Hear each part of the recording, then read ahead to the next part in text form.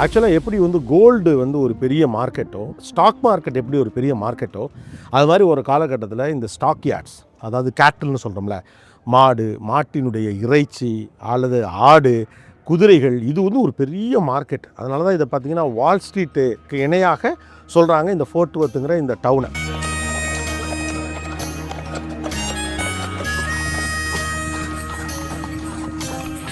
அதாவது அமெரிக்காவுடைய 2வது பெரிய மாநிலம் அப்படின்னு சொன்னிங்கன்னா அது டெக்சாஸ் தான். இது அவ்வளோ பெருசு. ஒரு எண்டுலேருந்து இன்னொரு எண்டுக்கு போகிறதுக்கு 10 மணி நேரம் ஆகும், நிறுத்தாமல் நீங்கள் காரில் போனாலே அப்படிங்கிறாங்க.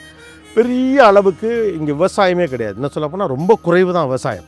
இங்கே விளைச்சல் நிலங்கள் ரொம்ப கம்மி, ஆனால் மேய்ச்சல் நிலங்கள் ரொம்ப அதிகம். அப்போ இந்த மாடுகளுக்கு மேய்கிறதுக்கு போய் சாப்பிட்றதுக்கு சூப்பரான ஆப்பர்ச்சுனிட்டி. அப்போ இங்கே என்னடா பண்ணலாம், இந்த இடத்த வச்சு என்ன செய்ய முடியும், ஆகா இப்படி ஒரு இடத்துல இருக்கமே பாலைவனா, இங்கே விளைச்சல் வழியில் அப்படிலாம் யோசிக்காமல் இறக்குற மாட்டெல்லாம் கொண்டாந்துன்னு கேட்டில் ஃபீல்டாக அதை மாற்றினாங்க. அந்த ரான்ச்சஸாக உருவாக்குனாங்க. பண்ணைகள்னு சொல்லுவாங்களே, பண்ணைகள்லாம் இங்கே எப்படி 5000 ஏக்கர் 10,000 ஏக்கர் பண்ணைகள். அப்படியே மாடு மேயும், கௌபாய்ஸ் குதிரையில் போய்ட்டு அதை ஃபாலோ பண்ணிகிட்டே போயிட்டுருப்பாங்க. இது மேயிற தூரம் மேயுங்க. அவ்வளோ மேய்ச்சலில் சாப்பிட்ற அதோடைய கறி என்ன டேஸ்ட் இருக்கும்.